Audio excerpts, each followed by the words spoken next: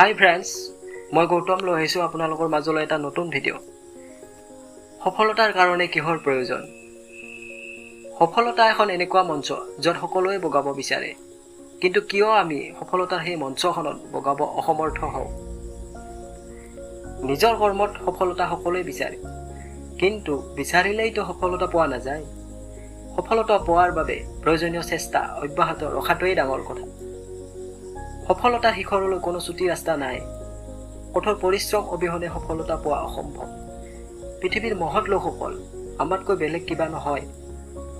তেওঁলোকো আমাৰ দৰেই তেজ মঙহৰে মানুহ, অথচ তেওঁলোকে নিজৰ চেষ্টাৰ বলতে সংসাৰত মহৎ লোক হিচাপে নিজকে প্ৰতিষ্ঠিত কৰিবলৈ সক্ষম হৈছে।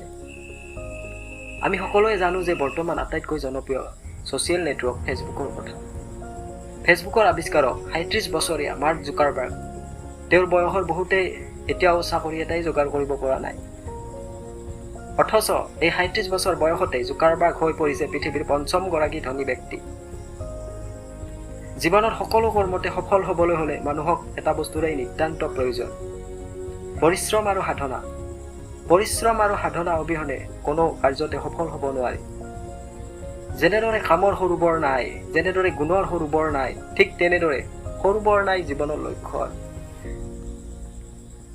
সুখত থকাৰ এটাই মন্ত্ৰ: বিশ্বাস।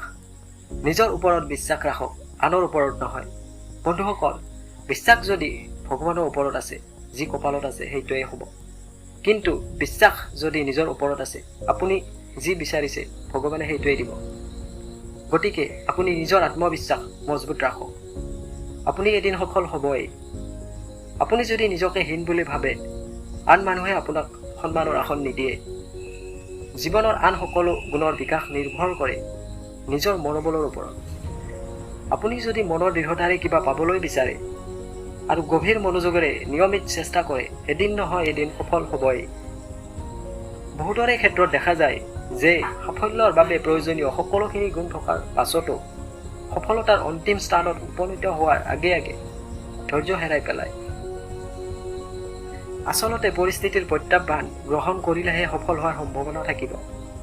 জীৱনৰ কঠিনতম পৰিস্থিতিকো নিজৰ আয়ত্তলৈ অনাটোৱেই হ'ল জীৱনৰ সফলতা।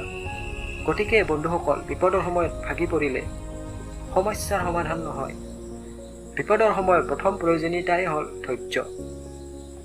বন্ধুসকল, ভিডিঅ'টো ভাল লাগিলে লাইক কৰিব আৰু চেনেলটো ছাবস্ক্ৰাইব কৰি দিব।